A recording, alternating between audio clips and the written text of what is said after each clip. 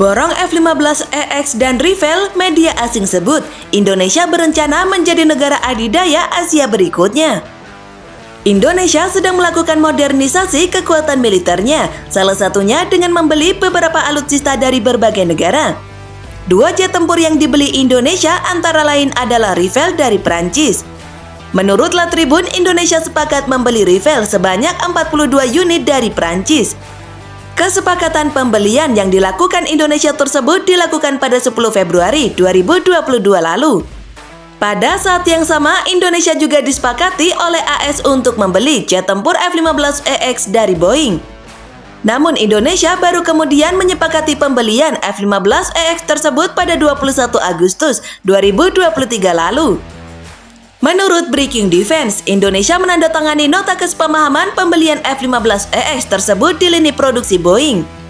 Dengan penandatanganan tersebut, nantinya Indonesia akan menjadi pembeli F-15EX berikutnya dengan jumlah jet tempur yang dipesan sebanyak 24 unit.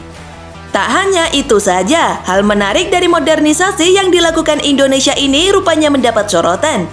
Misalnya menurut situs SLD Info dalam artikel yang ditulis oleh Piretran berjudul Indonesia mengubah haluan pembelian ganda pesawat tempur barat, menyebut bahwa pembelian besar-besaran yang dilakukan Indonesia dianggap membuat Indonesia menjadi negara adidaya berikutnya.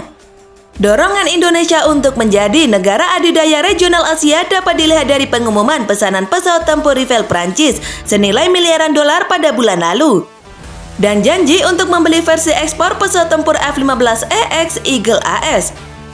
Pengadaan dua pesawat tempur canggih barat ini menandakan perubahan kebijakan oleh Jakarta yang sebelumnya menganut doktrin non-blok. Ada beberapa hal pertama dalam pengumuman kesepakatan tempur pada bulan Agustus dari Indonesia yang menjadi tuan rumah pertemuan G20 tahun lalu yang diadakan di Pulau Bali. Indonesia akan menjadi klien pertama untuk model ekspor pesawat tempur superioritas udara Boeing F-15 yang diberi nama F-15 IDN.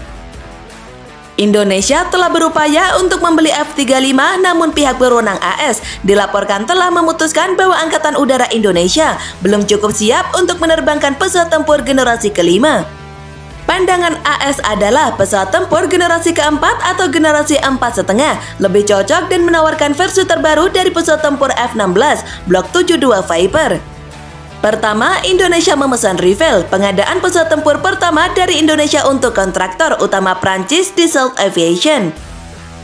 Kesepakatan Prancis dengan Jakarta diumumkan pada bulan Februari tahun lalu untuk total 42 Rafale dan rudal senilai 8,1 miliar dolar AS dengan batch pertama sebanyak 6 unit.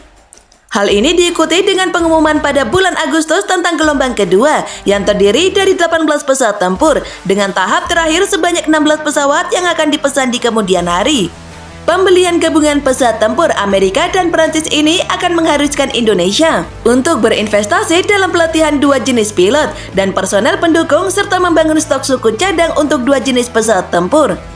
Jumlah tersebut akan melebihi armada F-16, pesawat tempur Sukhoi, pesawat latih atau pesawat tempur ringan British Hawk, dan KAI T-50 Golden Eagle, pesawat latih supersonik, dan pesawat tempur ringan asal Korea Selatan.